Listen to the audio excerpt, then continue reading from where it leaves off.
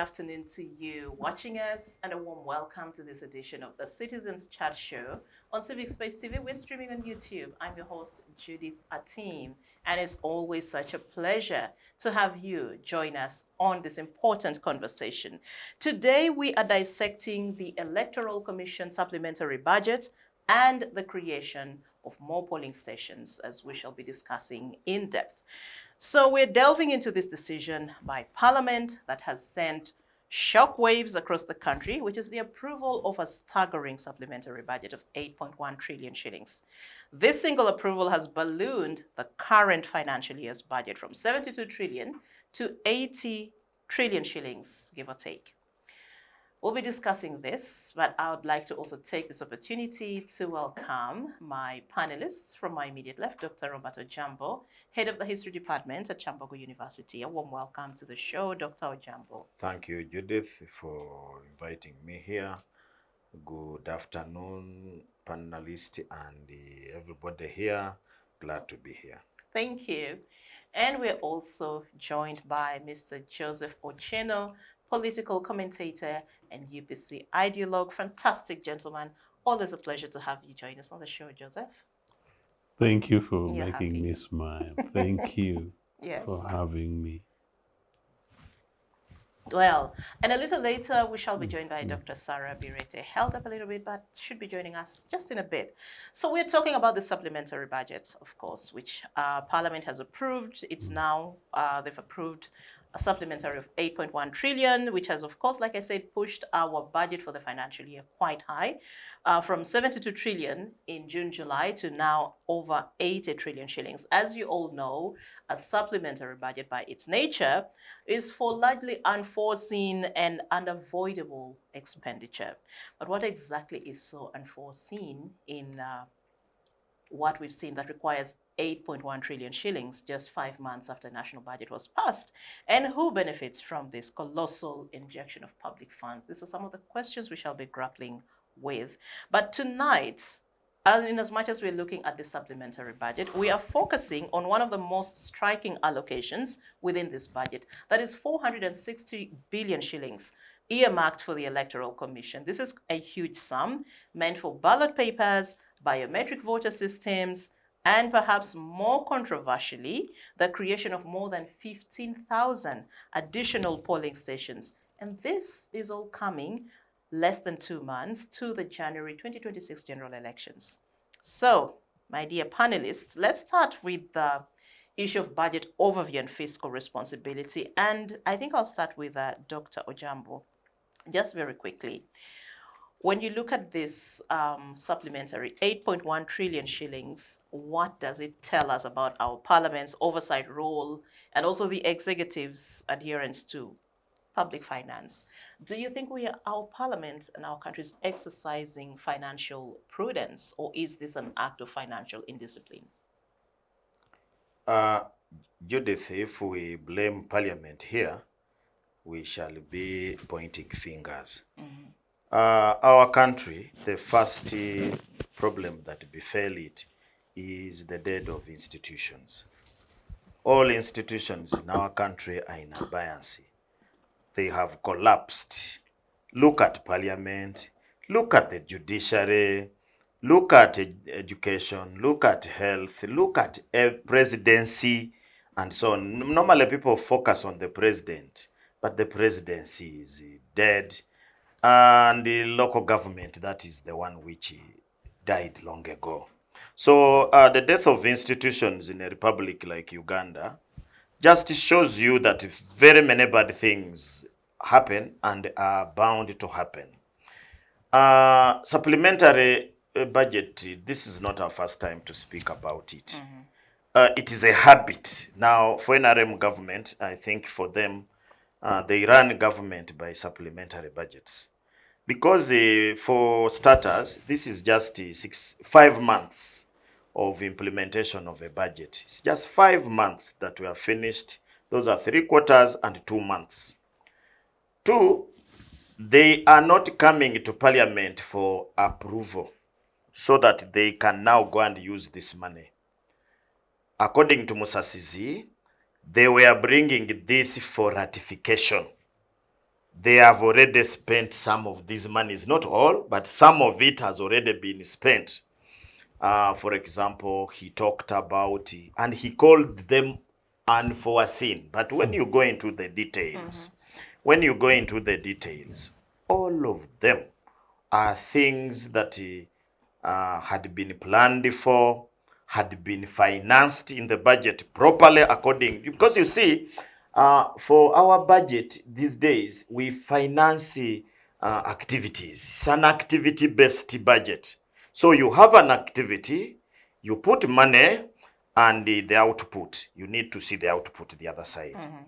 And all these things were budgeted for. Remember, elections, for instance, we have been budgeting for elections for the last 3 years of budgeting. In every year of since 2023, in fact, since 2022, we have been budgeting for something to deal with election 2026.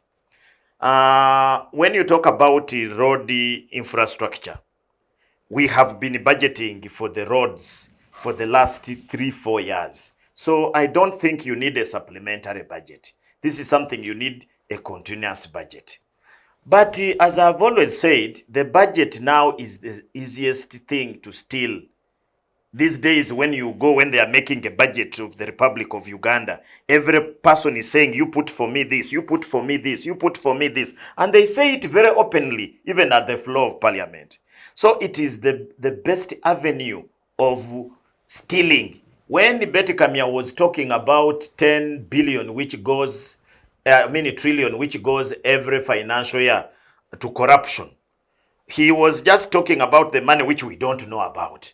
What we know about is bigger than that, and the budget is one of the avenue for stealing. I'll give you an example.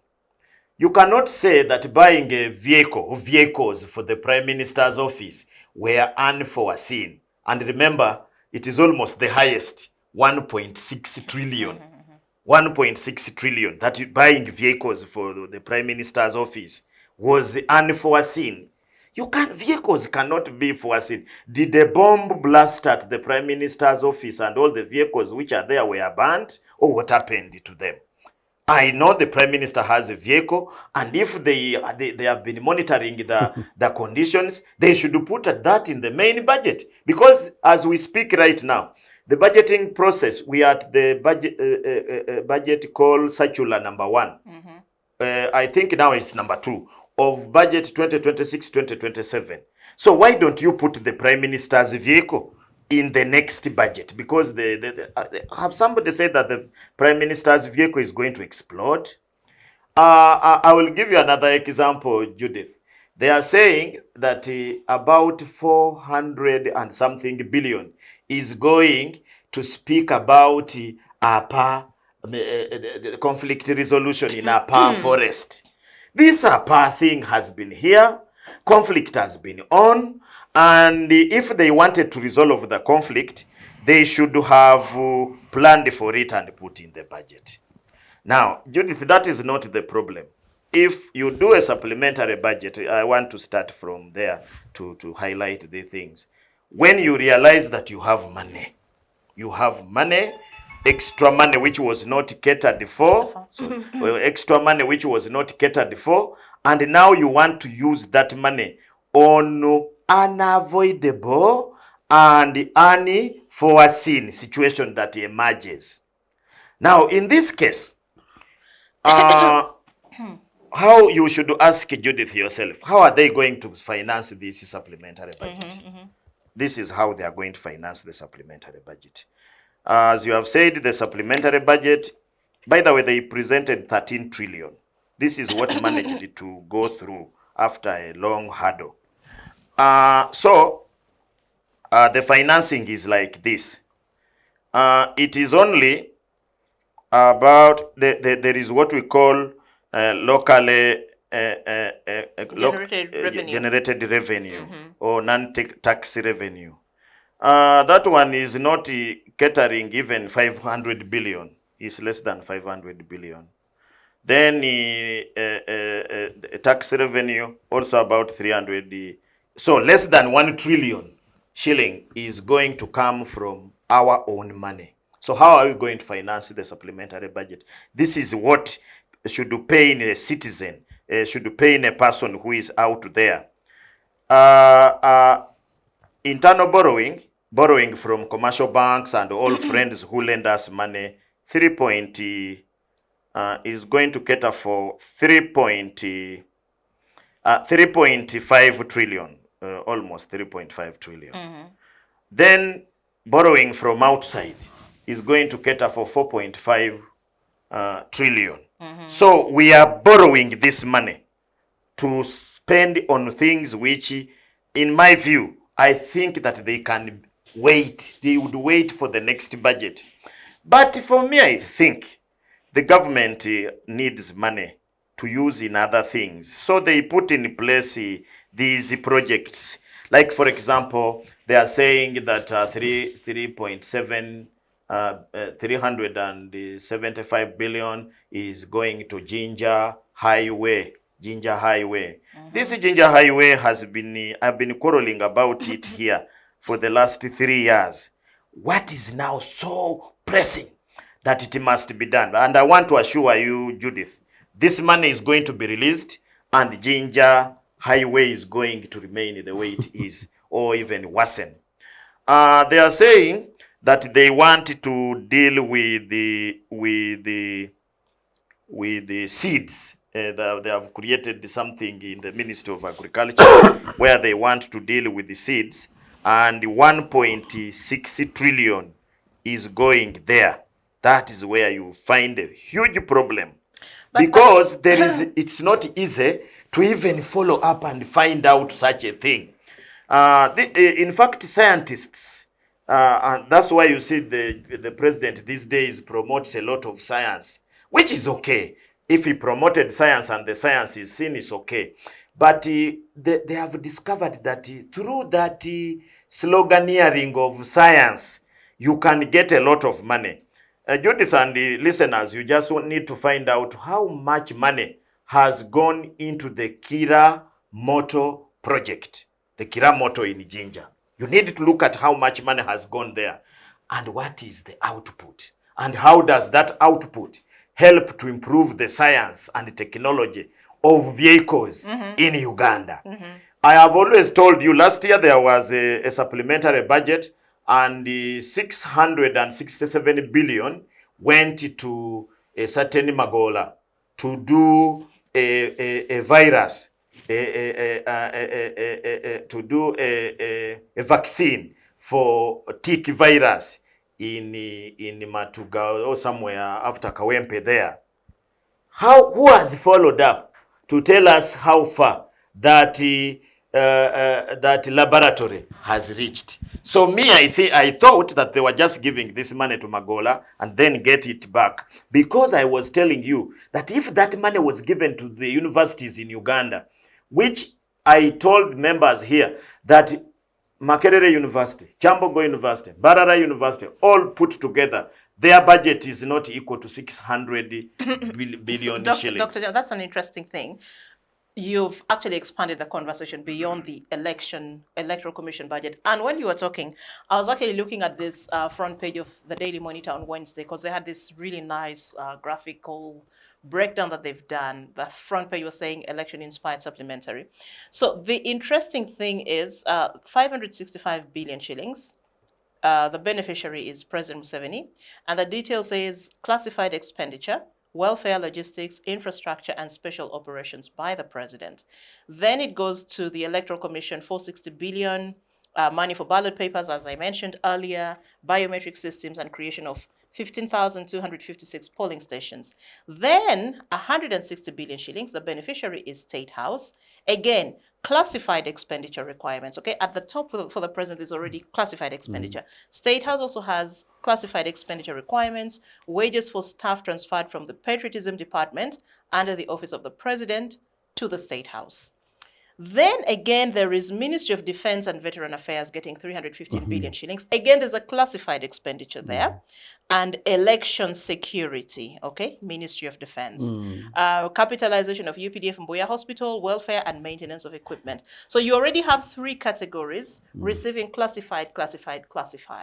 And then you have the Ministry of Defense also having a budget for election security. Which brings us back to the question of elections. Like Dr. Ojiambo just said, we should be worried about where this money is coming from to pay back, okay, the debts that we've taken. From your perspective as a citizen, as a political commentator, as a social analyst, what do you make of, first of all, this 8.1 trillion shillings and these associated breakdowns that we are seeing? And then what does this mean? The associated costs that we are running into as a country to pay back these monies, what does it mean? And where does it put us as Uganda? You know, Judith, I think it's the second time in 3 months I'm telling you that I've come into the studios, but with substantially sunken energy. And today is actually one of those, and I'm wondering, even as Dr. Ojiambo talks, that am I wasting time? Of course not. Are we wasting time? But my friend somewhere in one of the media spaces likes to calm me down by calling me the most optimistic Ugandan. And the most optimistic UPC. And so for that reason, let me gain the energy. Look, there is something radically, fundamentally wrong in this country. There is something radically, fundamentally wrong with this country, and there is something fundamentally wrong with the citizens of this country. From the time I actually saw the news that these days breaks on your phone, the initial thing is to hope that it is it's fake news, and then to think that somebody is just trying to play you up. And genuinely, actually, sometimes I open up to see that, well, the documentation is genuinely accurate, and but then you find the reality that is actually real. And so you say, it's not a dream. To the extent that the amount of money sought is up to 11 to 12%, certainly 11% rough equivalent of the last budget. You know, you make a budgetary projection of a 12-month period, and actually for the accountants and auditors around the world, any margin of error of plus or minus 2, if really you're actually a decent Minister of Finance and you make a projection and you're outside that range of a period of, say, two financial years, your reputation comes into question. How, I nearly use the word, okay, economy is stupid, as Clinton would say. How financially stupid and illiterate could it be for these purposes? Did you get it? That you're a Minister of Finance, substantially well paid, with technocrats and officials, in a regime, quote, a government that has been around for such a long time, that projections should be matters of formality, and that those of us who've worked in administrative offices, you know how you do carry on and projections and 1 + 1, and including us in families, you know that, look, I normally spend so much on water, so much on gas, and particularly ladies who are fantastically apt with their figures. Immediately your phone bill, this case comes and is possibly equivalent of 10,000 shillings off the mark for a month. And you're concerned. You straight away go in, and it doesn't matter whether you have the money. Yeah. What's going on here? Yeah. So for a national budget, and as Dr. Ojiambo says, within 5 months, you're seeking supplementary of over 10%. In this case, it's 11%. That tells you there's something wrong. So, Joseph, I'm going to just request that you hold that thought a second, because I see Dr. Sarah is somewhere.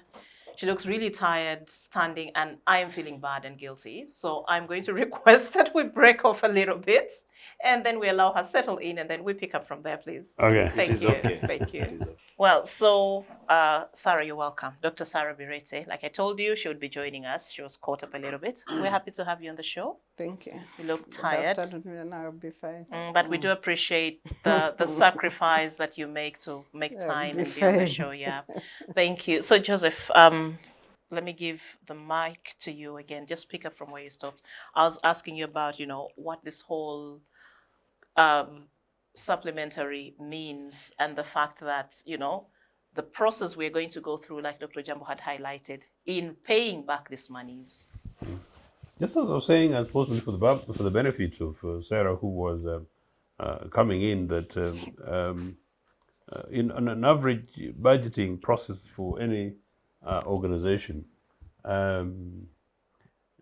this supplementary budget represents about 11 or so percent. I repeat, including for the viewers, or for the total budget figures for the previous financial year.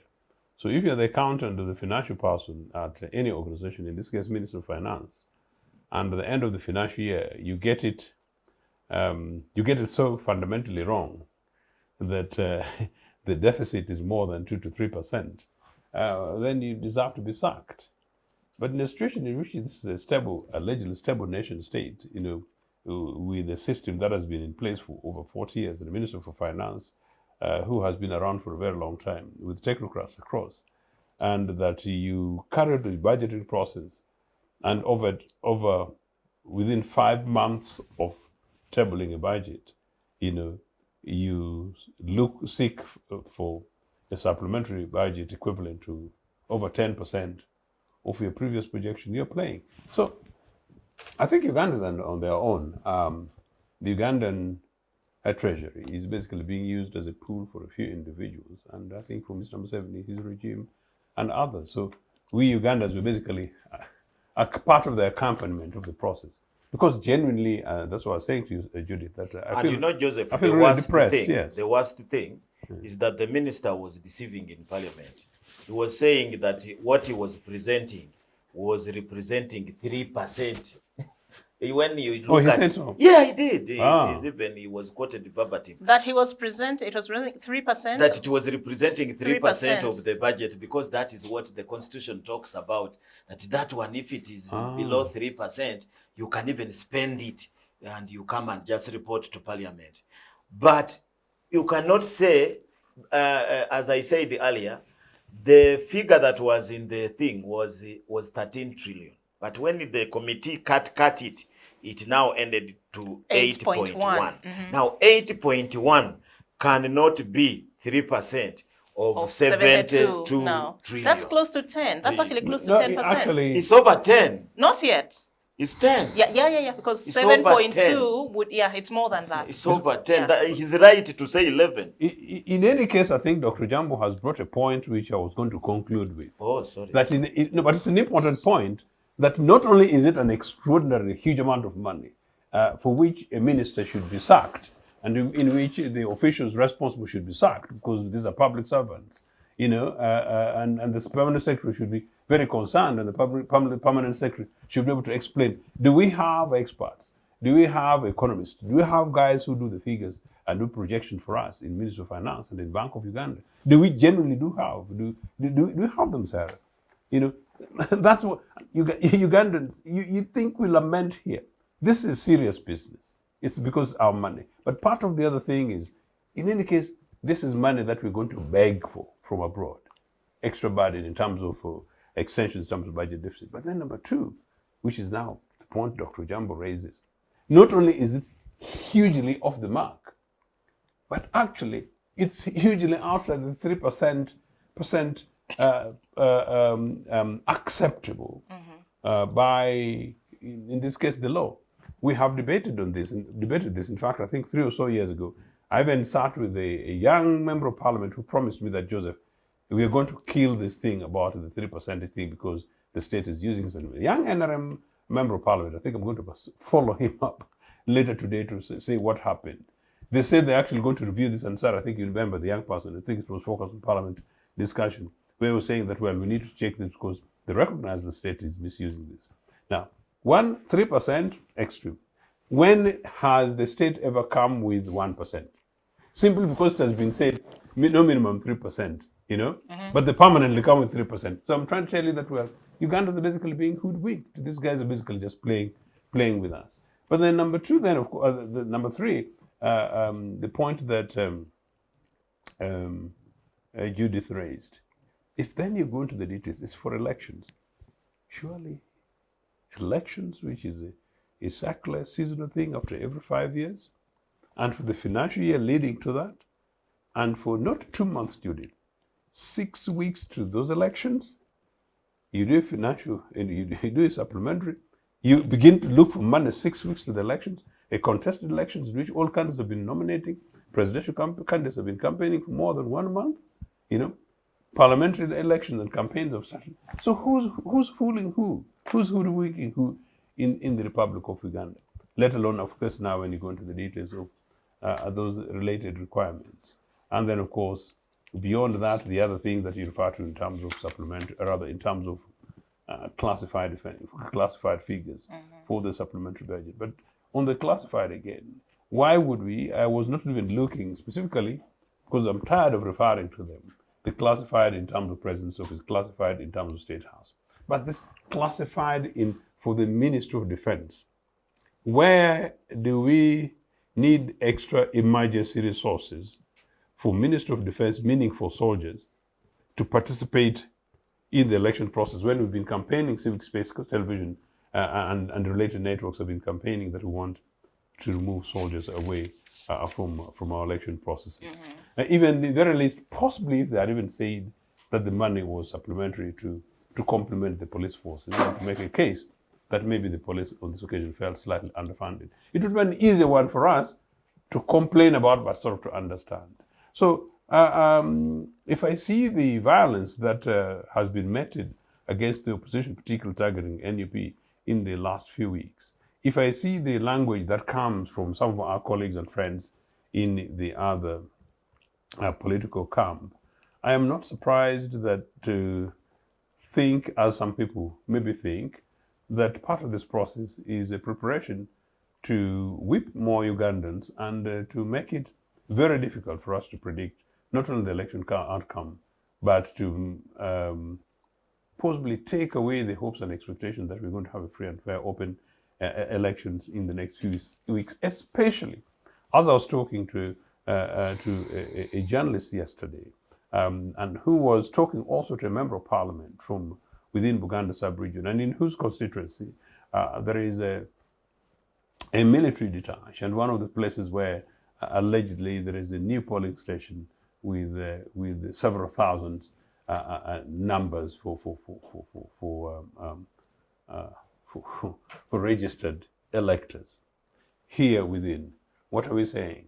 We are saying these things are being done to prepare the country, perhaps because the campaign started and people are seeing figures and numbers are not adding up and people are playing games. It's extremely difficult for the citizens of this country to genuinely have the confidence and not to begin to think that maybe these people are preparing for something. Thank you. Untoward. Thank you. Thank you very much, Joseph. So, Sarah, let me come to you. We're still, of course, talking about this supplementary thing, and then I know there are lots of other issues that have also emerged in the last several days, especially brutality and violence during the campaign trails that we've been seeing, that we'll also talk about this because it's an election season. But we're still on the issue of the supplementary. And I was still asking just your colleagues, we're still discussing the overview and the fiscal responsibility. What does it tell you about financial prudence or the indiscipline of the legislature and the executive when it comes to passing these kinds of colossal sums of money, but also at such a short time when we're talking about the Electoral Commission supplementary budget, just 40-something days, less than 2 months to the election season. What does it tell us? Well, first of all, I think many Ugandans will agree with me that we have the most disorganized people at the Electoral Commission in the 30 years of the 1995 Constitution. the team we have at the Electoral Commission, they have done their work in a most shabby way than their predecessors. Why do I say so?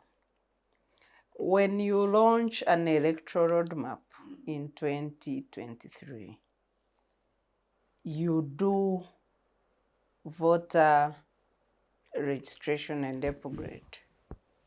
And 1 month voting, you are talking of buying equipment to remove multiple registers among the items. What are you communicating? 2, the creation of new polling stations, 15,000? 15,200 plus. Yeah, polling stations.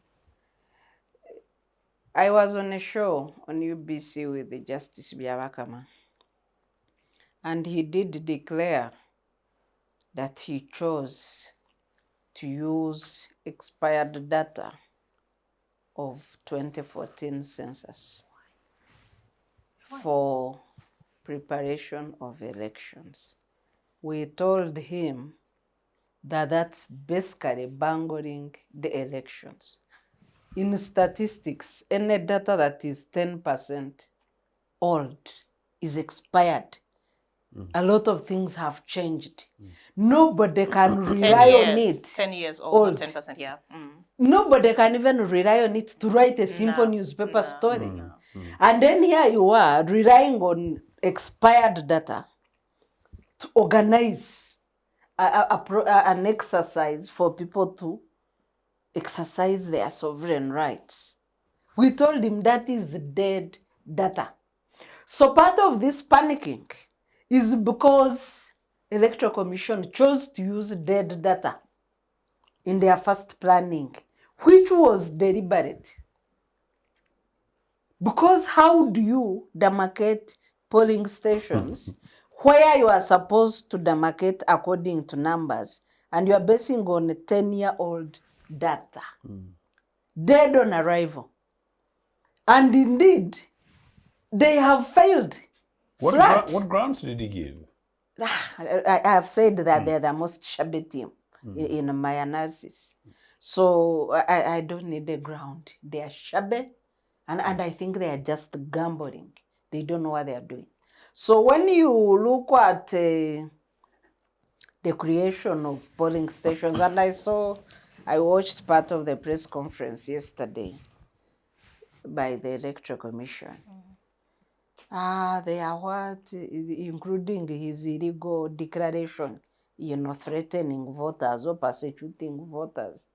So you look at this creation arising partly from that use of wrong data, which could have been intentional, that they use this gap to create ghost voters. Because you have a new census report. The Constitution is very clear. Polling stations must be demarcated. New administration areas must be demarcated in the first 2 years of the census. Parliament has first of all made it a habit to bungle, abuse the Constitution. Every electoral cycle, they create new constituencies, new administration centers, including local government. Yet, the Constitution provides for the first 2 years of the census, meaning we should redemarcate our governance centers once in 10 years. Yeah. So even when you have the census report, you refuse to follow it, to demarcate administrative centers, to demarcate polling centers. Maybe to create a loophole that we are seeing now, so that you can create room for ghost polling stations and ghost, because who is going to verify these 15,000 new polling stations? Which stakeholder is involved in the creation of these polling stations? Is there any political party involved? Maybe NRM which benefits from the shabbiness and thuggery. So the stakeholders are not involved. Most of these items on the Electoral Commission supplementary budget, you wonder whether really Uganda is a country that must function in reverse gear, or there is an opportunity to work like a normal country. And I want to read, I know you've gone through them, but they are just crazy items. So the cost of splitting polling stations, gazetting them, publication, that's one issue. Acquisition of biometric voters. Are we approving this budget to cover money we have already used? Because these biometric BVVK machines are here. They should have arrived locally. Yeah. Aha. So acquisition of duplication system, the duplication system to identify multiple entries of the same individual and remove them on a voter's register. The register is Done. out. That was So, done. and that is why, Sarah, sorry, this part of the reason, because that was also my assumption. This thing was dated 26 November, not too long ago. And it's a statement that the EC chairperson made. And here it details progress of implementation of the roadmap. And all these things you're talking about Are done. are already part of the progress that was captured. So are we applying for money we've already spent? Sir, Within 1 week. that's where I started from, and I was reading the minister's statement in quotes. We have incurred expenditure that had been unforeseen and unavoidable at the time of budgeting. This falls within the 3% requirement, and we are requesting Parliament to consider this expenditure, approve them in order to regularize the process. Okay. So Thank the you so money much. has But already it's been used. 11, but it's 11%, not 3. So all these items, I'm looking at a team which is taking advantage, other than the biometric machines, which were not in the budget. Other items should have been in Electoral Commission budget, not even in unforeseen expenditures. Because if you are organizing an election and you are calling these items unforeseen and unavoidable, Unavoidable. then you don't know what you are doing. You don't know what you are doing. So I'm looking at people, and usually it's a connivance of several agencies, taking advantage of the electoral period to defraud the taxpayer. True. So That's there's- basically what it is in my view. So one of the items on that list is publication of polling stations that requires 1.2 billion. And the explanation is that this is done in the newspapers to inform the public at which polling station all eligible voters are supposed to cast their votes from. So That if should have that been done was long ago when we are checking our names. unforeseeable, then these guys don't know what they are doing. Yeah, but Sarah and You also have printing of ballots for presidential and parliamentary election. Is that unforeseeable? Then these guys don't know what they are doing. Sarah and Judith, I think there is a Payment to I polling have officials. been looking at Vyambakama Justice, whatever the name. And one time, Justice Vyambakama came to Kyambongo University with Medad Lubega, Honorable for Busiro East or East. yes. Segona. And they were debating how we can reduce on voter apathy. So I asked each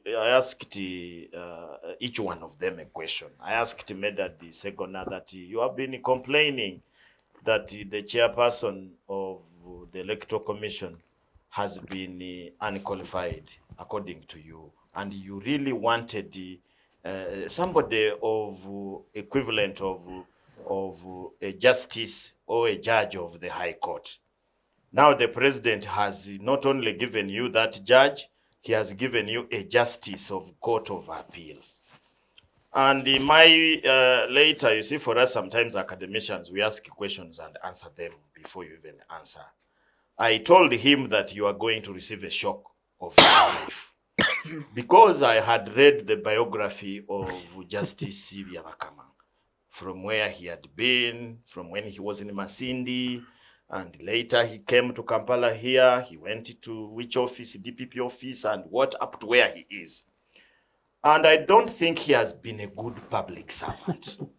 He has not been a good public servant. Everywhere he has been, there have been a lot of complaint about him, and what you are describing is just Justice Vyambakama. that incompetence, that it's just part of him. I hope he doesn't get angry with me. Then, of course, I asked Justice Byabakama whether voter apathy was the biggest problem in Uganda's election from 1962. For me, being a historian, I picked him from 1961 when we started doing a national election in our country. And the answer was no.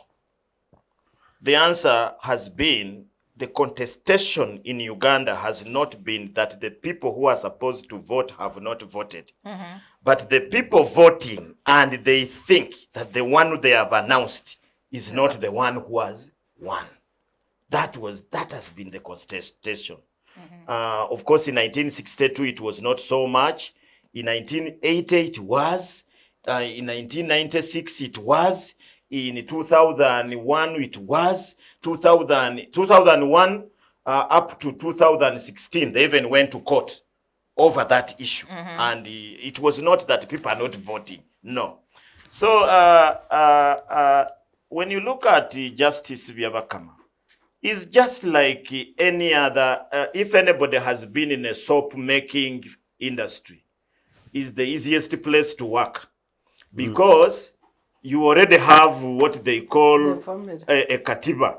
So your work is just to fill it and it has the shape and everything. So you just pour the liquid there to form what we buy, geisha or star blue. There is no much. There's nothing There's a mold already. There is a mold. So in the institutions of Uganda, there is already a mold. Justice Byabakama is just like a kalogoi. You know, if you have been in these local markets in Uganda and you find these things which they tie on strings and they are dancing funny. It is not the thing that is dancing. It is the one who is pushing it to dance. So Byabakama, like any other leader in this country, IGP, or I don't know, Bank of Uganda governor, I don't know which minister, because Musasizi is not a fool. Musasizi is one of the bright chaps who came from Chigezi and got a very good degree in economics and even improved it with business and so many others. So he understands the economics of the priesthood. He understands all the economics. But because he has been made to dance like a statue, he comes and even tells Parliament that the thing is 3% and therefore is correct in his calculation of the politics. And so is Byabakama and his team. Byabakama does not organize election so that he can come up with a fair and free election. Byabakama is organizing an election that can please his boss. Now, his boss is a clandestine politician. A clandestine politician that does not want fair play. And he has realized that one thing that runs an election in Uganda is money. He has said this severally, that Ugandans with the money, when you give them money, they can do anything. So, always when there is an election like now, they have to get ways of getting money. That's why, Judith, from the list you have read, the money is going to the State House, President's House, Defense, Electoral Commission. Then they woodwink Ugandans with some few things that can make them think that also they are working for them. They say we are going to do Ginger Road, because Ginger Road has been a big complaint. I've been one of the people complaining about it. Then they say part of it is going to deal with the seeds. Then they talk about APA, things which they are not going to do. So I want to argue that for me, I think that we are dealing with fraudsters who are running government. And unfortunately, the problem, as I said, it is us who are going to incur the burden. Because as I said, just to correct the figures, 3.7 is going to be borrowed domestically, 3.7 trillion. 3.2 is going to be borrowed externally. So that is around 7 point something. 7.7. So the only money we are going to get from our money that we collect It's about 600 billion. is roughly. about 600 billion only, Which we have which we have already spent. and the same amount we have awarded another Kasimo to your And you see, this is a country which is doing so badly. So many people, there is no sector that is happy. The medical sector is at dire need. In Mulago now, there are certain machines that don't work because they do not have a battery to charge the thing, and it works to treat people. In the Ministry of Education, you have seen teachers have complained until they have abandoned the teaching. They are now riding motorcycles to survive. In the police, these policemen who are beating up people, they have only increased the salary for commissioner and above. The rest of the people are receiving their 400, their 600 to survive in this bad economy. There is no economy that is good. And you see, this becomes a recipe for people to give up. And when people give up, they can now do whatever they want. So that is why I feel that it is unfair. And unfortunately now they're even going to bundle election. This election is already rigged, in my view. Because there is no way you bring in biometric machines which are going to determine who votes. By the way, people don't know the importance of biometric machines. You can reach there, you want to vote, and they tell you, my friend, you are not going to vote. This is biometric machine. And you bring it 1 month to election. I don't know whether the representatives of political parties have been involved in the process that is set up these biometric machines. What if they malfunction? We don't know whether, I don't think even because yesterday I listened to that press conference you are referring to, they are just training officers from Electoral Commission. You can imagine, training 1 month to, they are training. Me, I'm a teacher, really. You cannot do that even if you're a miracle performer, unless they are going to use these pastors who make miracles in town here. 2, you are still declaring electoral, they call them what? Polling stations. 1 month to elections. People don't know where they are going to vote from. And Judith, Judith and listeners, if you may not know, they are returning polling station in military places. Yeah. They are now, we know people had made noise and they had ruled that there should be no polling station. Have they? Yes. The law prohibits, but I know. They are going to do it. But I know even just, I saw the last 3 weeks when Justice Byabakama announced that order from the military that people after voting must go home or they will be harvested like grasshoppers. Yes. I was like, oh my God. Yes. Previously, people used to say that previous Electoral Commission chairs were not so much qualified. But when you get a judge of Constitutional Court and you put him there to make a fool of himself, you are not destroying one institution. I even don't know whether Justice Byabakama will go back to judiciary. To do what? Who will appear before him? You start reading the law upside down. You are in the media making a fool of yourself. Then yesterday he was calculating. If there are 16 polling stations, you will have about 7,000 voters. How can they all stay at the polling station? This law was made in 2005. People have never found a problem with it. How come it's Justice Byabakama? And then he also knows very well as a judge that he has no power to amend the law, whether he agrees with it or not. So I think he's using his office now to persecute Ugandans with illegal orders. Some of them he's copying and pasting from the military. I think even the first time he read that thing, he had not even read the law. So you look at the whole optics surrounding the Electoral Commission. I don't even know whether voters will turn up to vote. Because that's where apathy comes from. Interesting. So, and that's on that note, I actually want to come to you, Joseph. When you look at this kind of question marks that we're already having in this room, and certainly the many question marks that a lot of Ugandans have wherever they are going into such an election, do you think this is just a strategy to actually make Ugandans lose faith and not exercise their constitutional rights on voting day? I think I'd said as part of my last statement earlier that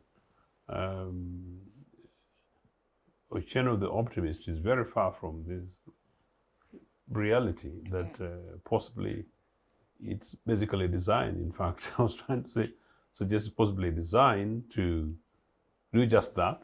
The straight answer would be yes. But if it's not, then I think the state is trying its level best to make sure that it creates a situation in which it's impossible for the citizens to predict what might happen. And so therefore, if we consider the kind of things which are happening in Guinea-Bissau, where word has it that you can stage manage a coup, you become very speculatively confused, but also with the view that anything really could happen between now and elections. Candidates have been abused. Candidates have been threatened. This is way before elections, and people are being abused now. We started the electoral process for president, and we thought the whole thing was going to be peaceful. You see what's actually happening at the moment. You see the manner in which the police is engaging in partisan politics. You see the role of the army. Sarah, for information, one of those I was referring to the other day was indeed the case that a serving member of parliament was talking to journalists in my presence. I didn't have a direct conversation with him, and said many confirmations and relatements. It's an allegation that one of the polling stations suggested here within Buganda region, may be at a military installation, and I was actually saying personally that that's against the law. That is something we're investigating. So to your answer, this is how far we're going. But it reminds me of something very, very important, which is really sad. In 1995, the 1996 elections, one of the things that happened was the creation of new polling stations. And you guys will remember the headlines of those who were there, particularly around Kampala. But that was also one of the most violent elections. But that's one of the elections in which the military spoke, including this business of, people not salute Paul Semugerere. So if you look at then, and you look at today, and you look at the spot on which Kyagulanyi, the most representative in this case, is presented, and his supporters, it is very difficult to have confidence that between today and the next elections, whatever it is, that we're going to have a general election. But that said, I also just want to say this, and I thought I would say it now, that I have also seen some of the things doing rounds in social media. That's why I don't know where the leaders of political parties are, because, like Dr. Ojiambo suggested, I think opposition political parties must take a position On what? on this matter of both biometrics and whatever else is going on, including new polling stations. I think this is really the period for convergence, including possibly having a common stand and maybe a press statement taking a particular public position and guiding voters.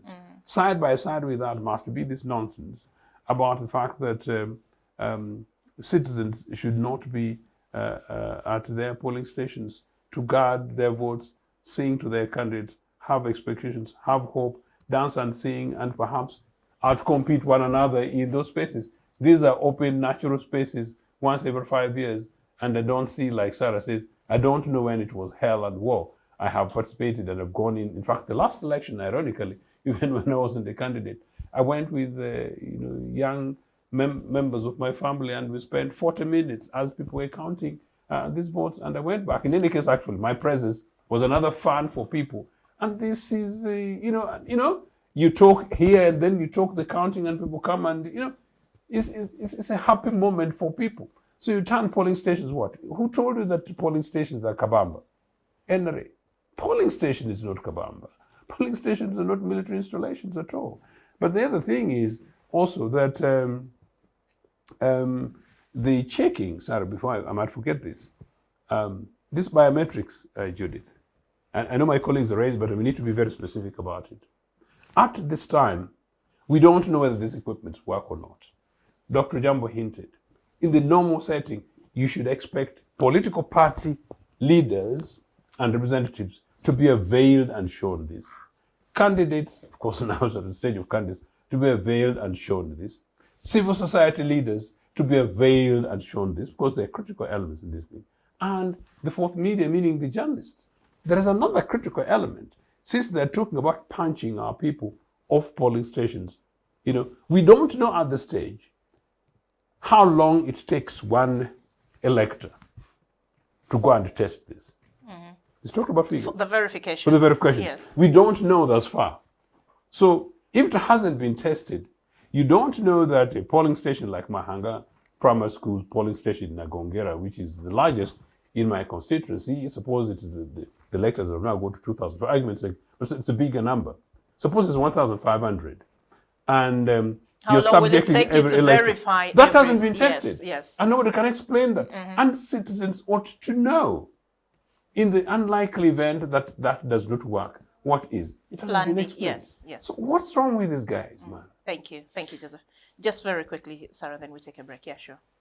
Yeah, on the issue of the biometric verification, kits, I saw them work very fast in Ghana. Okay. Ghana had very simple BVV kits that don't require electricity, use ordinary batteries, don't require internet to work. It would take very short time, because a voter, all you need to do is punch in your fingerprint. All your details come up, all, and you proceed. But their machine also would tabulate how many voters have voted, plus gender disaggregated data. If we have bought the same simple technology, We don't know, but yeah, fair enough. we don't know what they've bought. Fair enough, yeah. But for me, the biggest lacuna in use of technology in elections is lack of a legal framework.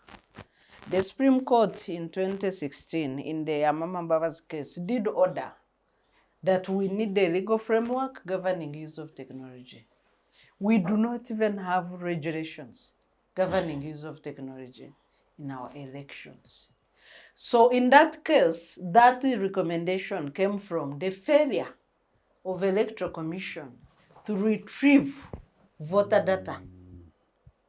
And they said the system, the technology they used had no backup system. And the court said such excuses should never happen. The technology we use in elections must be described in the regulations. What is it able to do? What is expected of the citizens and the stakeholders? If they want to retrieve data for audit, what is available? So now we are going into the use of the BVV kits. There are no regulations. We did question Minister Mao on this at the country forum.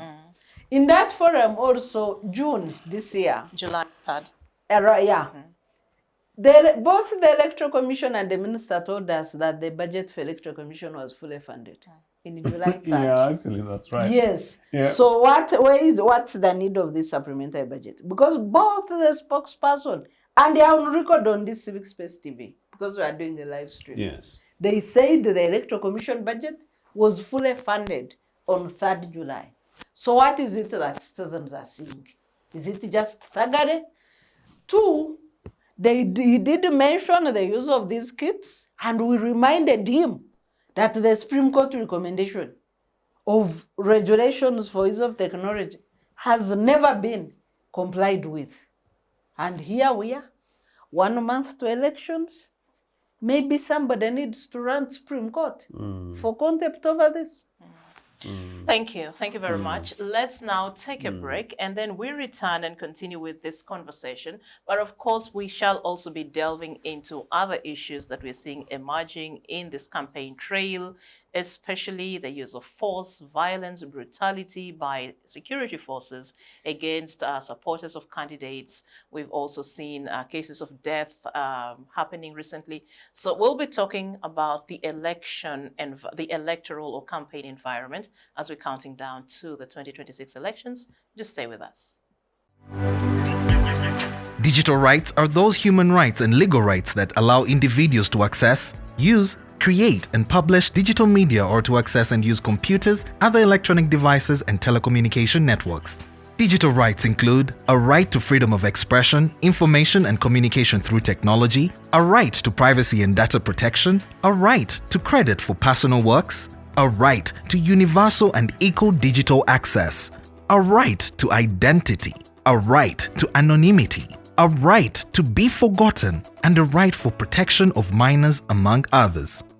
The state's digital rights are frequently violated through various unfair actions, for example, blockage of websites and social networks, theft of credentials, unauthorized use of people's data for personal gain, privacy intrusion, online censorship, arrests and intimidation of online users, internet blockages, and the proliferation of laws and regulations that undermine the potential of technology to drive social, economic, and political development worldwide. It is hence every citizen's responsibility to respect rights of other digital users and to speak out or report to the responsible parties when one's rights are violated. Welcome back from the break, and thank you for keeping it with us here on the Citizens Chat Show on Civic Space TV. We're streaming on YouTube, and once again, I'm your host, Judith Atim. And in the studio, I have Dr. Sarah Bireete, the Executive Director, Center for Constitutional Governance, Dr. Robert Ojiambo, Head of the History Department at Kyambongo University, and last but not least, Mr. Joseph Ochieno, Political Commentator and UPC Idelogue. We continue with our discussion on dissecting the EC, that's the Electoral Commission supplementary budget, and the creation of more polling stations, plus other issues, of course, that we are seeing unfold in the various campaign trails. What do this all mean as we count down to one of the most important exercises in our democracy, that is casting our ballot to choose who leads us as citizens of this country come January 2026. So I think now let's move to what we have been seeing play out on social media and also on legacy media in the different campaign trails. I saw your tweet the other day on the NUP supporter who was shot and how scary that video was of the shooting in one of the campaigns for, I think, Bobby Wine. We've also seen scuffles emerge on the Nandala Mafabi team, and the narrative online was, okay, because these guys were engaged in real blows with security agencies, and someone was saying, so why don't we see much more, serious action taken out against these people than what we are seeing happen to, say, candidates, supporters of, say, the NUP candidates, and so many other issues. Just very quickly, Sarah, I think I'll start with you. So since 2001, members of the security agencies have been rewarded for torturing and killing opposition supporters. It started with that impunity after the challenge of reform agenda, where even a certain Lieutenant Colonel ran a UPDF pickup through Besige's rally in Mukono. Then Captain Magara shooting at Mengo. I think that was the only person that was punished. And so many killings that happened. Yeah, Kakoza Mutale marched on people. Kakoza Mutale would just drive the movement bus, park it and beat people. He would move out with his chuboko. He was notorious in Imbarara during the Ngoma Njime Winibyanyuma race. Impunity. No punishment. The two parliaments attempted to inquire into electoral violence, but no punishment. No punishment. So that shooting in Iganga, soldiers get out of their truck and immediately they are firing live bullets at moving supporters What is the cause? What is the threat? What is the role of UPDF? Nobody will ever answer those things. Public order management is the duty of police. How UPDF hijacks that role, the UPDF will claim they are invited even when they arrive as advance party. So we have that mess in the way we handle members of opposition side as if they are terrorists, as if they are enemies of Uganda, by partisan security agencies. President Museveni used to lament so much on problems of the past. There are things he can no longer say or talk about now, like a tribal army, because he claims the UPDF is a national army. But when you put a torch on the rank and file of UPDF, then you will find it heavily tribal. When you look at their conduct, purely partisan and constitutional, and embarrassingly, they seem for Tarehesita protecting the gains. Embarrassingly. No sensitivity at all. So it's no wonder that the army can shoot at opposition supporters using the words of Justice Byabakam as if they are harvesting grasshoppers. You know, and when you have a chair of the Electoral Commission that is seemingly taking orders from the army, I'm using seemingly just because you're not sure. No. Because of legal sensitivity. But I am sure of what I'm talking about. Because the order of citizens to vacate polling stations after voting, where did it first come from? From a soldier. From the army. Then Byabakama cats and pests, like a parrot. Voters, if you stay, the Uganda version is really embarrassing. When I polling station, baja kuba harvesting angati. A chair of Electoral Commission. If we had any simple decency remaining in public office in Uganda, Byabakama would have packed his bags and resigned. How dare he make such pronouncements?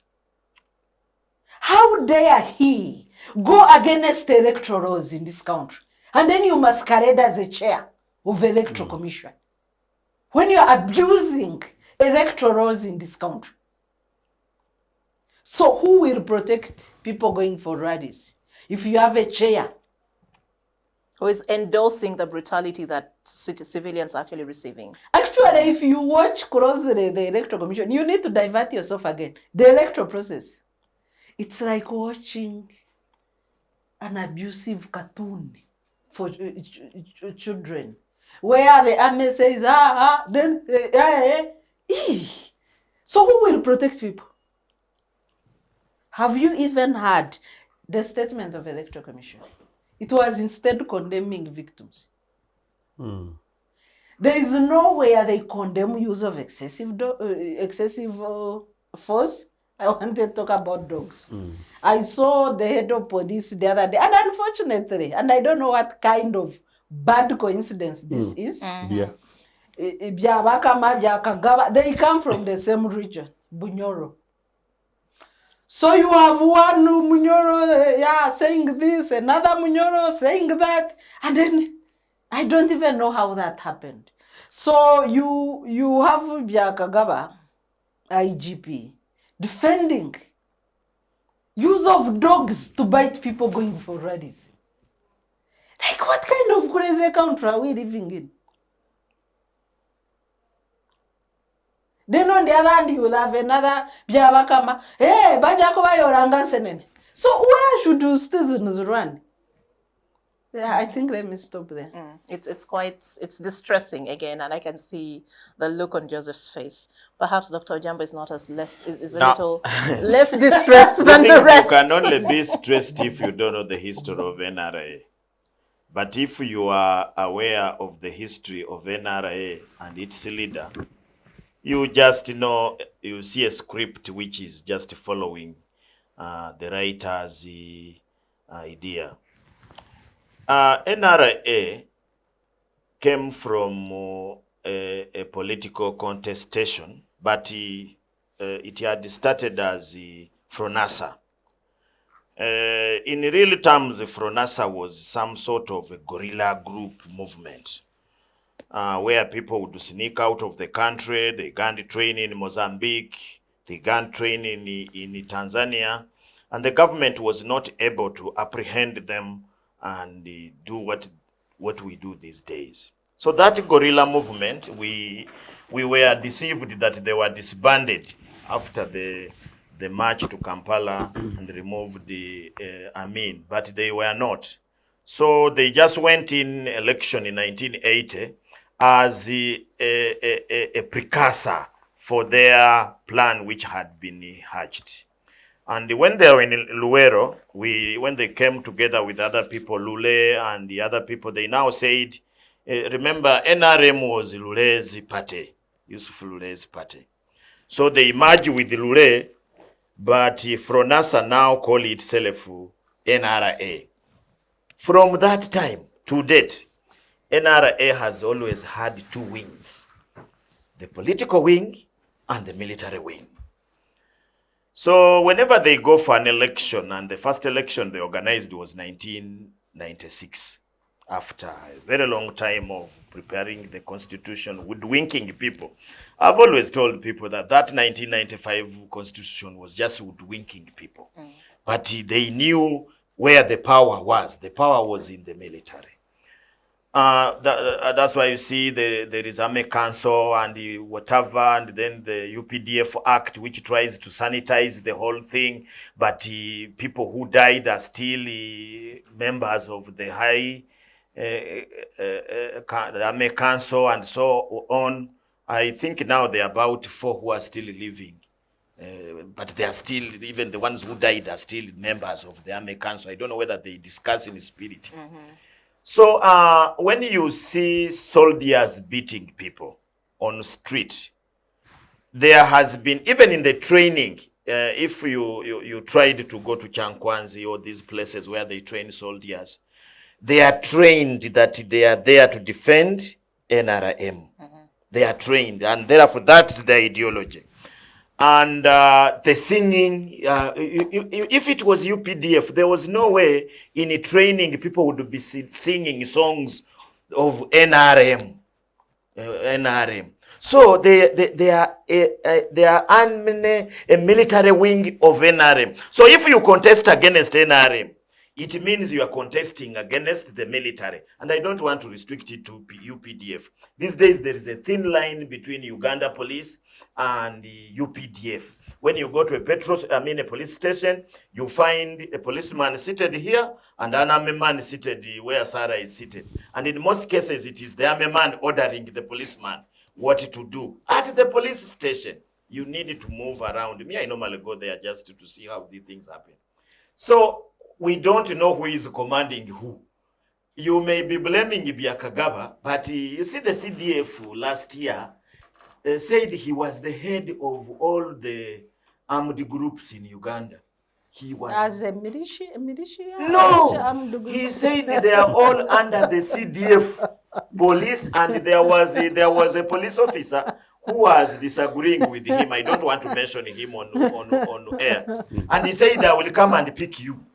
I will come and pick you, threatening a police officer. And I was asking myself, who is supposed to arrest who? Because for those who know how police used to happen in Uganda, whenever military had problems, they had put military police to police the military. Now, military police is almost sidelined there. So it is SFC now that commands all the military here. And the head of the SFC, and you remember he came from SFC, is now the CDF. So the CDF commands everything. And the CDF members has a lot of power. He appoints now people, he promotes, and he does things that were only being done by the chief of armed forces. So in brief, And I said this here. If you organize to contest against NRM, prepare yourself to deal with the military. On a sad note, and this is the only country where people don't care about our citizens dying. That young man was shot in Iganga, no statement.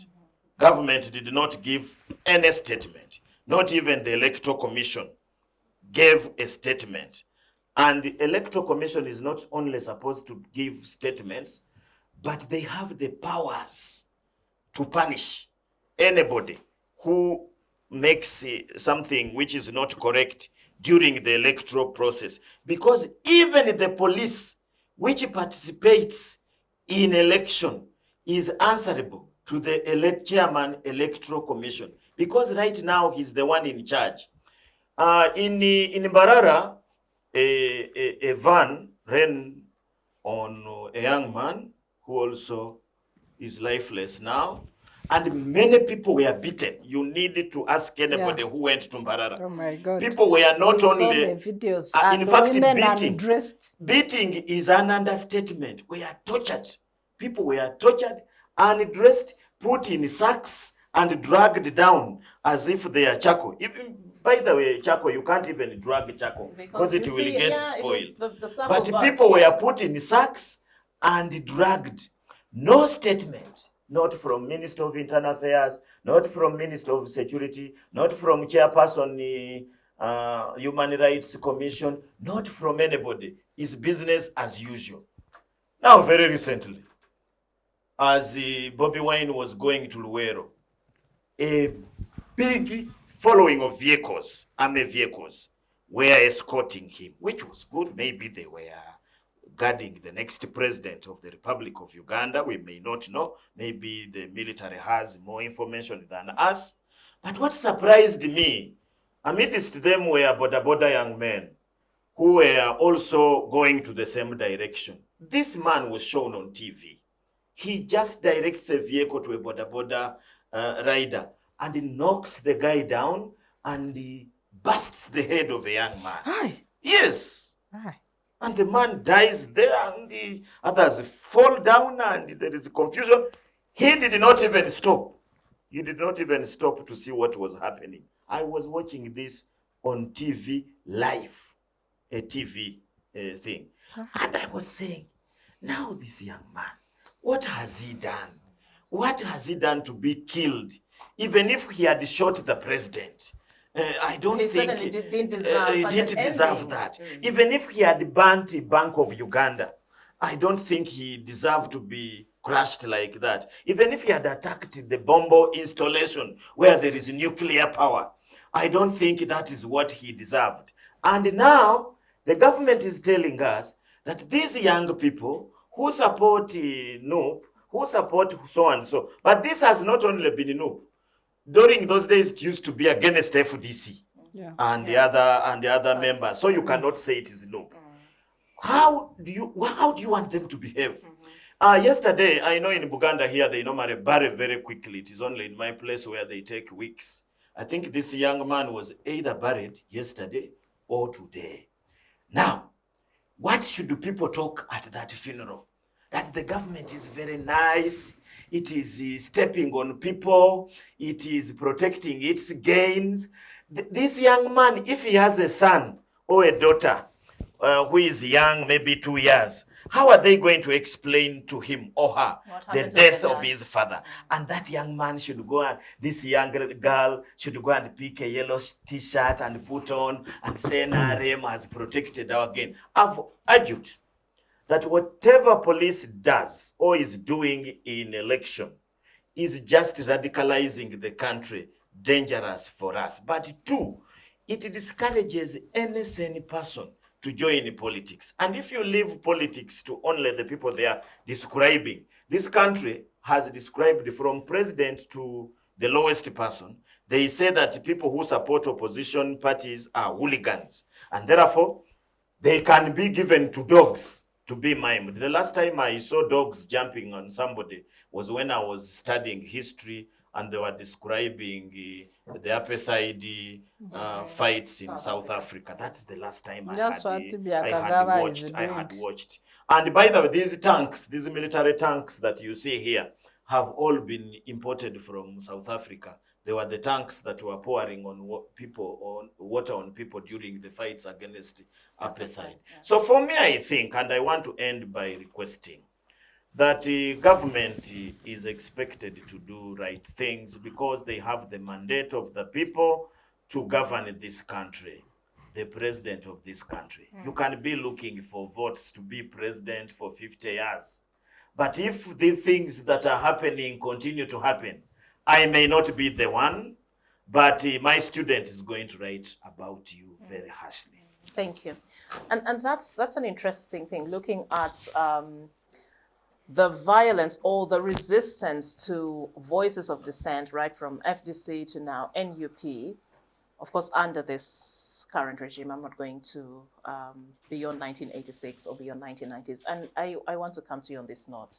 When Uganda returned to a multi-party political dispensation in 2005, from everything we see, there's an indication, there's a message that's being sent that perhaps this government was not ready to actually embrace a multi-party political space. So Joseph, do you think all these irregularities, whether it is through repressive legal frameworks, through the militarization of institutions, and the military also taking over civic processes like elections, do you think this is a well-calculated move to actually push Ugandans so hard and so far that they actually surrender their rights to choosing, to this pluralistic arrangement of choosing their leaders, and surrender and say, look, let's just go back to a one-party system or a no-party system?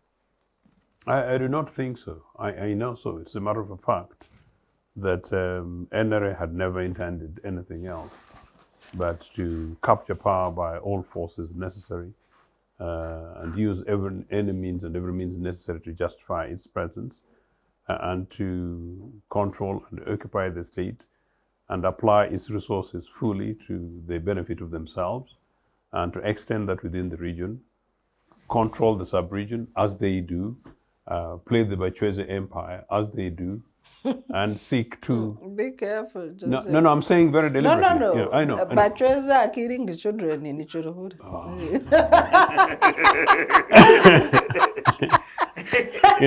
And to do so fully, while gloriously glorifying themselves.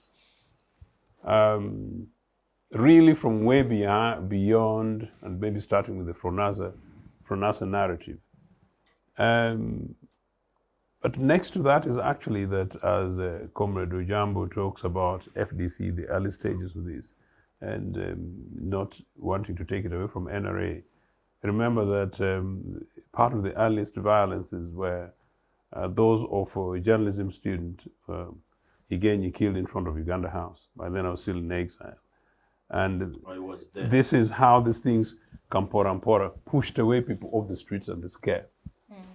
So come to think of it in a carefully orchestrated way. Within this regime, once upon a time, students would march in the streets of Kampala. Not anymore. But below that, before that, Robert's generation people, people like, ironically, Jacob Olanya possibly died with a bit of shrapnel on him against this system. My hope has always been that at some stage, the original NRA, whatever their object, they would attain some semblance of their victory and give Ugandans and Africans some space that we can share with them. And actually, at some stage, in this case, at some stage, I generally thought that, when these days even some individuals in UPC can go ahead and dance on these NRA high tables, maybe it has arrived that maybe, yes, you are allowed to be part of deputies in this high table, but all of us are there. But the direction in which it is going, and as you ask me that question, it appears that the thing is getting more brutal.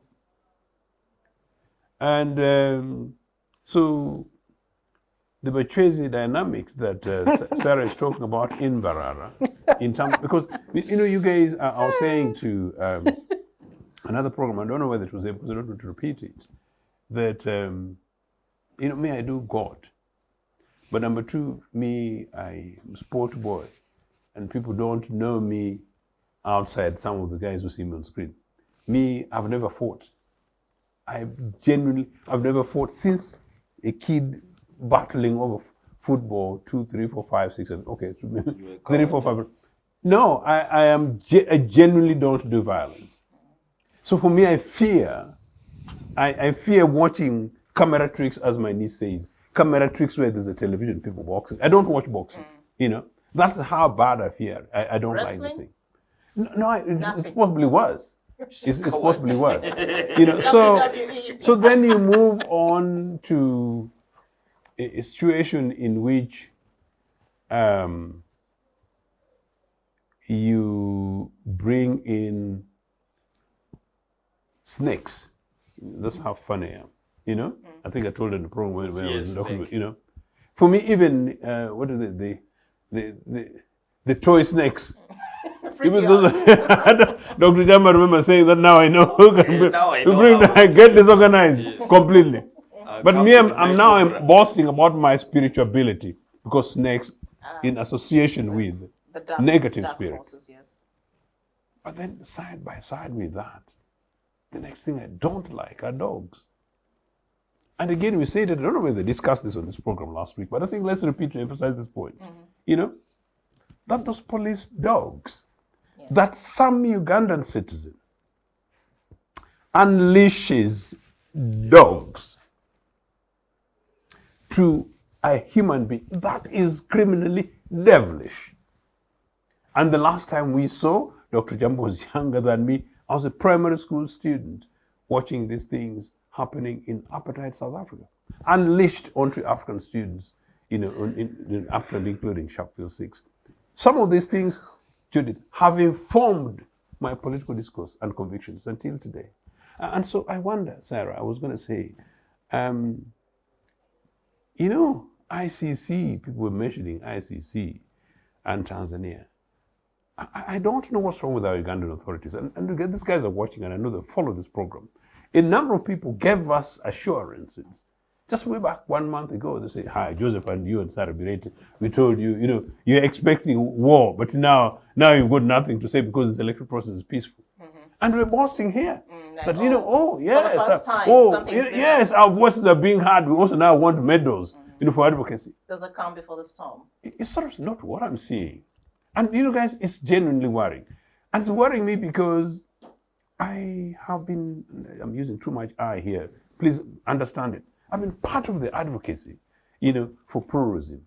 I've been part of the advocacy, and I continue to beg that we need a national reconciliation. We need a national truth and reconciliation. We need a genuine transition. We need a togetherness in which we can forgive one another and things like that. But with these things going on between I've met Biabakama. You sit with this guy one-on-one. The guy will invoke Jesus for you. And so... But you said you do good. Be careful with the people I know. Jesus. I know. Be But very so my careful. point is, I lose hope so much that I don't know what we can do about now between now and elections. When we are saying as a panel here that we need to try and do the best of what we can, mobilize young people, give them hope, teach them good manners. And there was a point I was going to mention about some of our roles as leaders, but I'll push it aside. But the only one that I think I must say in this context is that amidst all this, I watched a clip of, I think that FDC rally. Yeah. I don't know where it started from, but I think as a leader, I should say that I don't think it's actually right for anybody to provoke anybody. But I think it's quite irresponsible for political parties and their representatives to be seen to be provocative towards a security service, which security service they really don't have scripts to write. So caution our people. But that said, you understand how much Ugandans have suffered. These young Ugandans who are in this court provoking these police people, they may be nephews of the Higenyis, people who were born 18 years ago, and they're now so angry, so hungry. And that's what I'm trying to say. The leadership really should come from the government, from political leaders. In this case, from the police and the Electoral Commission. Now, the tone of this should really come, Sarah, from the Electoral Commission, possibly not even the police, because they own this process. Our rallies are ABC. This is what we expect. You political party leaders, we expect you to do ABCD. If you don't do the right thing, we shall call the police for you, law enforcement. That's really how it should be. But where we are at the moment is generally very much, unfortunately, very, very worrying. And I don't know. Sarah and I, the four of us, had very specific experience in 2021 during those elections and the violence. I really genuinely hope that we don't experience this again this time. Thank you. For me, in 2021, if somebody had declared a Bushy thing, I would join. Yeah. That's how radical you are. I was very angry. And now? Because you can't That's how radical it was you stretched. can't get people just seated somewhere chanting a candidate and you shooting them. No. Let me tell you, Ugandans are very peaceful people. And I was looking at Joseph as you try to caution Ugandans. Actually living in this country under NRM, I have somehow understood how those Arabs become so desperate to become So they give suicide their bombers. bodies. They give their Yes. bodies. Yes. Ugandans are very peaceful people. True. And they should remain This peaceful. regime has pushed people through weaponizing the law. Look at these young people in jail. Look at the people arrested in Imbara that Byakagawa was explaining. Charged in 45 courts countrywide. Yumbe, Arua, lawyers struggling to represent them. Just stretch the legal theme so that these young people have no representation. Look at the parade recently mounted by NRM supporters. The same parade, they have been picking NUP supporters for illegal drilling. And then the army rushed and said, we have forgiven them. How many people have been picked for the NUP parade? And then you rush to say, NRM people have done a parade, but we have forgiven them. We have a country of two categories of citizens. Yes, that's true. Sarah, just to say this, because I was very deliberate in terms of what I was saying. But let me tell you something, basically to reinforce what you're saying. I was in court, the Besigye kangaroo thing. It has been brought back. We thought we had gone through this. But very specifically on the day when I was in court with Martha Karua, an eminent East African citizen, but above all a visitor to our country, to our spaces with her. A woman, flanked by two further female aides plus, of course, another colleague. And we're in this court, and you see the shuffles there. But most importantly, I was within the range when Aaron Kiza was assaulted. Now, the provocations that leads to make a point to somebody like Aaron Kiza, the frustrations up to that stage, and that, I am with you, my sister. The point is, no, in this country, today I do not have an answer. I clearly understand. It is a difficult, it's a catch-22 for a lot of people. But when this campaign started, I remember even on the show, if my memory serves me right, you also, like all of you are in unison, like, okay, this seems to be quite a peaceful process. And for the first time, we think the EC is getting it right. Perhaps all the feedback. Security agencies. Security agencies, including the EC. Perhaps the feedback that people gave them after Kawempe North has sunk in, and they've actually come to realize where the gaps are, and they're doing better, they're correcting course. So now, after the early weeks of the campaigns, the presidential campaigns at that, because I also know at the MP levels, there are also lots of other conflicts, so many, though that's not now at state level, okay? What really went wrong Where did we lose it? So the campaign was seemingly peaceful because the contested regions had not been visited. And what are the contested regions? It's Central and the East. So in the Central and the East, in the last election, NRM lost. And in this election, they are likely to lose. Those are the contested areas. And if you lose Central and East, going by just mathematics, if somebody loses Kampala Wakiso Mukono, because the votes in Kampala Wakiso Mukono alone equal to the votes in Western Uganda. Yeah. Correct. So if you win Western Uganda, somebody wins Kampala Wakiso Mukono, you are on, it's a draw. You are at bar. Yeah.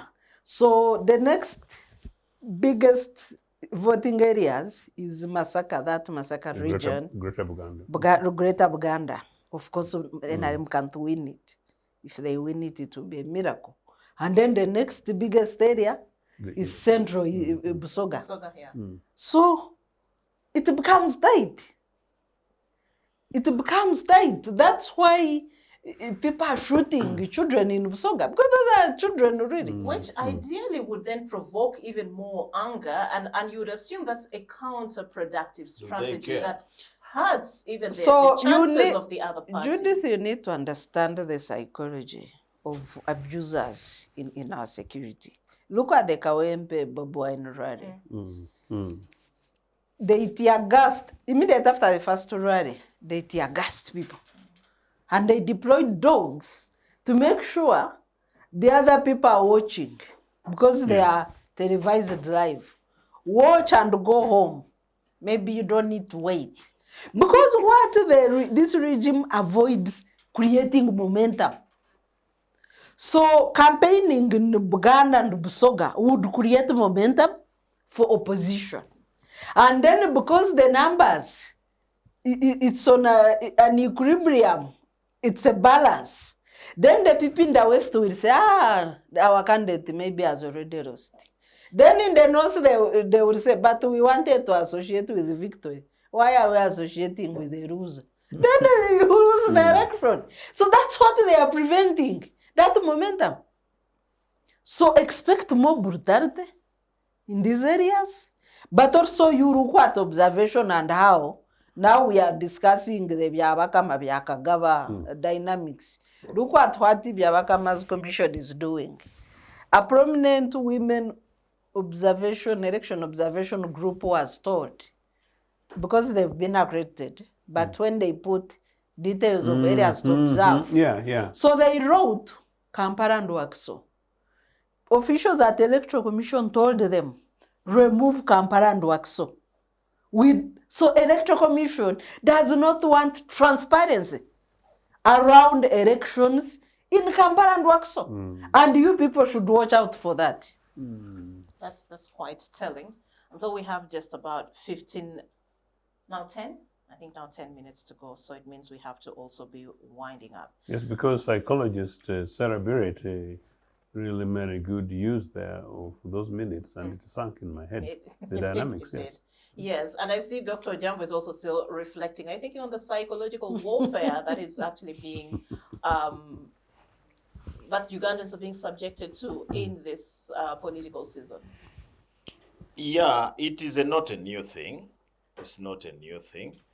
In fact, they have not yet, if it was an athlete, this time they have not yet reached their record. They're still in the relays. Yeah, the record was broken in 2021. When you wanted to go to the bush. Yeah, because here there was a genocide. Yeah. They were just shooting people. I stay in Namugongo. I was in Sunday one morning, and a man just comes and shoots border men. 2 of them die when I'm seeing. Really? Yes. And that's why when we talk about the thing, it's not just because randomly. we are... Yeah, a man passed and he drove to Jinja Misindie. And the vehicle was, unfortunately for Ame, If it is thugs, you say you don't know, but you are seeing these are Uganda UPDF, Uganda People Defense Forces, shooting people, and people are dying. So we have not yet reached there, and I know we are going to reach. You wait the day of election or after election. And unfortunately, as Sarah is predicting, sometimes you pray that these don't happen. And these people have won. They are sure that they have won in Kampala. They have won in Mukono. They are jubilating and dancing. You are going to see members mowing people down because they will be marching. If you have seen some of the things come from the candidates' talk, you see now Bobi Wine is becoming more militant. The last 3 days is now in army bulletproof. He's moving with the army bulletproof, both on the chest and on the head. Very soon they will be carrying him maybe in a tanker. And somebody asked him, why is he behaving like that? He says that he has seen that election. He's seeing that election is like a war. So should he go and sacrifice himself and die? Because when he was in Masaka, in one of the rallies, the first rally they left him. The second rally they went and dispersed him. And they were shooting at people in a rally. And people dispersed until he remained with only his nucleus, people who walk around him. And I was now imagining, supposing something sparks like what I saw with Donald Trump, and somebody shoots the ear of the candidate, if not the head, what will happen? So people are taking these things for granted. For us who study history and war, a war is normally sparked up by a very small thing. I just think nobody is going to make a mistake and cause us trouble in this country. But again, you see that people have tried. People are blaming these civilians. They have tried. You know, you are traveling, you are going to a rally in Ruero, and somebody just knocks your brother and kills him. And the people say, okay, you have killed my brother, it is okay. People need to be very careful about those statements. But as I finish, I think you are looking at things. You know, we have moments. We were just moving in moments. And I want to assure you, as we go nearer the election, it's going to be worse. SFC has not yet spoken. Wait when they speak and when they order. We shall see. Byakagaba, do you know where Byakagaba came from? Byakagaba came from a division of police, which was FFU. Field Force Unit. Yes, for us we don't call it Field Force Unit. That is for English speakers. Fanya fujo uone. That's where he came from. The literal translation would be do. Fanya is do, right? You oppose what we are saying, and you see.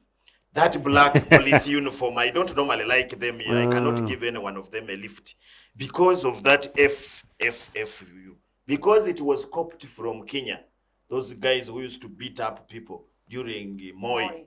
They were called Fanya Fujo Uone. FFU. Fanya Fujo Uone. So that man who has been trained from that tradition cannot come to police people. He is trained to intimidate. Why black? You just look at their uniform. Why black? Look at what they do. So for me, I think, militarization of any activity in Uganda is wrong. And it is even worse when it is an election. And that's why in an election, we don't need even police officers there. We need police constables. Something I expected to be in the supplementary budget and I would accept. They are recruiting a lot of policemen and women. And the thing has been, they are going to man election. They are supposed to only be in uniform for identification with a baton. Because we are not going for war. So for me, I think So long as we don't decampaign this demilitarization of everything, I wrote something about COVID-19, where Yoweri Museveni thought that COVID-19 can be solved by shooting. If COVID-19 is killing people, he asked, shoot it, shoot it. Yoweri Museveni believes that everything can be resolved by a gun, which I think is wrong. There are certain things, if you left Bobby Wine or Mugisha Muntu or Yoweri Kaguta or any other candidate to campaign, Ugandans are not idiots. They will choose whoever they want. Thank you.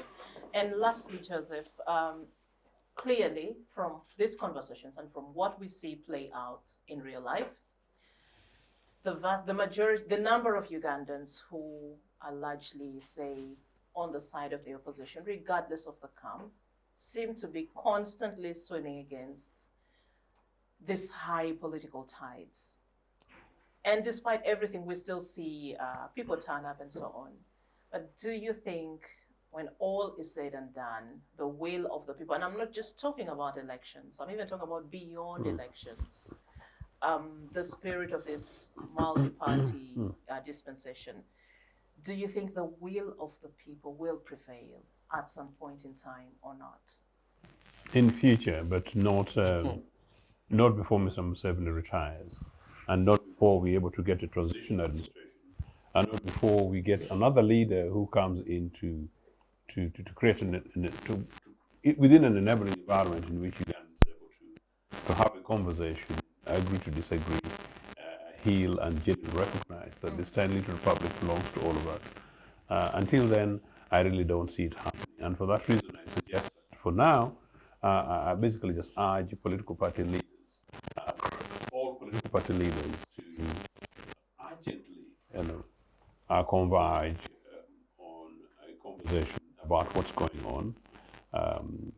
This theft through supplementary budget, this crude apparent abuse using the 0.3%, this illegality around creation of new polling stations, and particularly then this business of beating up Ugandan citizens. You know, if a quarter, in fact, if 10% of what has happened in the last 2 months ever happened in 1980, you know, I don't know how many people would have gone to the bush.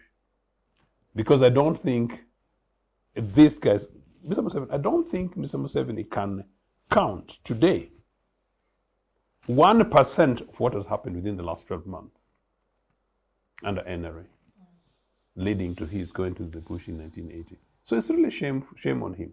But it's not about an indictment in terms of the past. It's basically saying that, look, we need to do everything possible to make sure that this election charade, as it is a charade, is one in which we do not lose more lives and we do not get more unnecessary injuries. And to conclude, indeed, that the election campaigns processes, it should be time for fun, it should be time for intellectual rigor, it should be time for people seeing citizens emerge and rise, it should be opportunities, actually, maybe for a personal assistant to Mr. Museveni in a particular rally who's 31, is she, they say, yeah, she was so impressive, I think she's our future leader. Somebody from one other political party or organization to overshadow their leader by virtue of an argument that they made. Oh, they manage this process as well. Maybe we steal her from that political party. And then finally, that in the broader space of campaign, when people go to these rallies, I say it again in another space, campaign rallies ideally should not necessarily be spaces where only supporters, and that's now how toxic are, and that's very how unfortunate it is, because that's not my experience.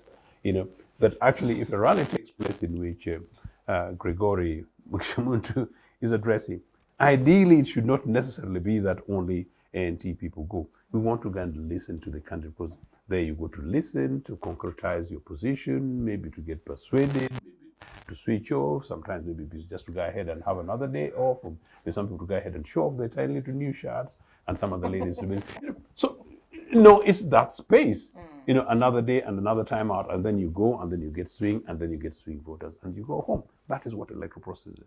And for Ugandans that we paid a huge amount of price to allegedly in the names of electoral processes, it should not be what we're experiencing today in December 2025 for sure. So it's actually possible. This country is possible. I'm very confident about it. leadership just needs to emerge. And for the moment, unfortunately, as I said, it may not necessarily be from Mr. Museveni. It's not too late for Mr. Museveni to review and offer the parental guidance and create an environment in which whatever final outcome it is, it's an outcome in which we're able to build on to move for our children and children's Thank children. you, thank you. In just a minute each, we just wind up. Dr. Ojiambo, just in 1 minute, and then Sarah. Yeah, I think the people of Uganda need to remain peaceful. However much they are provoked, you cannot fight with the people who have guns. Remain peaceful, just keep on pushing your mission. People should not take this election as if it is the end of Uganda. This is just a foundation on which Uganda is going to be created. But above all, government should take the role of protecting every citizen, whether they support them or they don't support them. Dr. Sarah. You see, when Justice Byabakama was repressing Chugondo 9 years ago, he made a statement like these anomalies, by then referring to his predecessor. There is no way they can happen under his leadership.